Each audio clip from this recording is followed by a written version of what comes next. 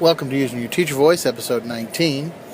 Yesterday on the radio, there was an interesting news report talking about some of the problems in the healthcare system.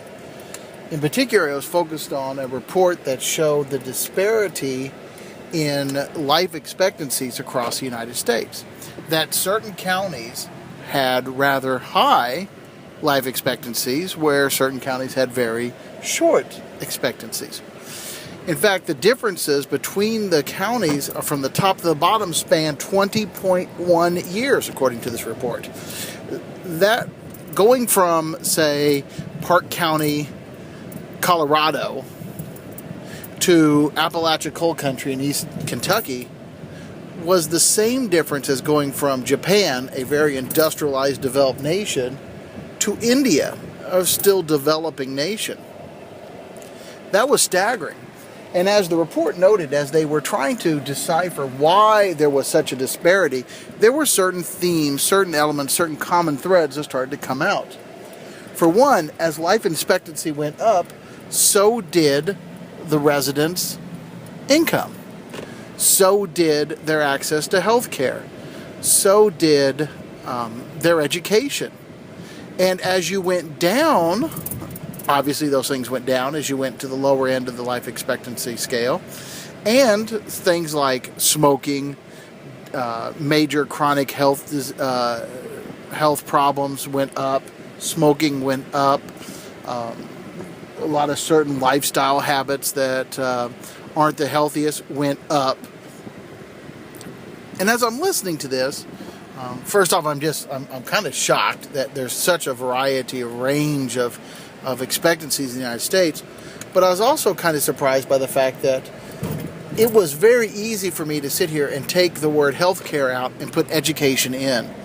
That the same things that the healthcare system was facing, the same challenges that they are trying to overcome, are some of the same ones that education is trying to overcome. In fact, not only were education and the healthcare systems on parallel tracks, but they're intertwined.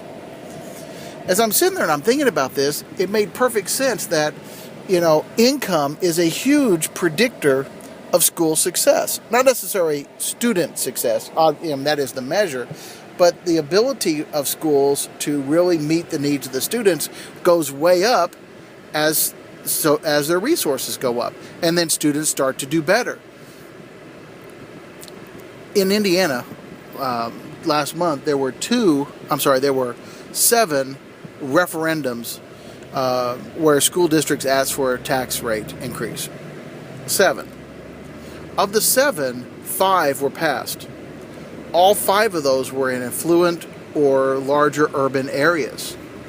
Of the 2 that didn't pass, one of them was a small rural town in the southern end of the state that did not ask for any kind of capital improvement. They wanted to do a little bit of renovation, but a lot of it was for, general support of the school. Of the schools that did get theirs passed, one of them in particular is one of the most affluent counties in the state, had one of the highest teacher performance bonuses last year, and they didn't ask for a capital improvement. They asked to do some renovations, but most of it was to expand programs and to hire more teachers. In other words, those that had were getting more. And the fact that the parents were willing to, or the residents were willing to support that school, just bought into that idea of affluency and support. You think also, too, when they were looking at the life expectancy rates, access to health care was a main predictor. Think about, too, school systems in smaller rural counties and poorer counties. They don't have the ability to offer as many after-school programs, as many opportunities for tutoring or mediation. They don't have as many kind of enrichment opportunities. Whereas in, again, these larger affluent communities, the schools have tons of things that, students can get involved in any number of activities after school, before school, during school.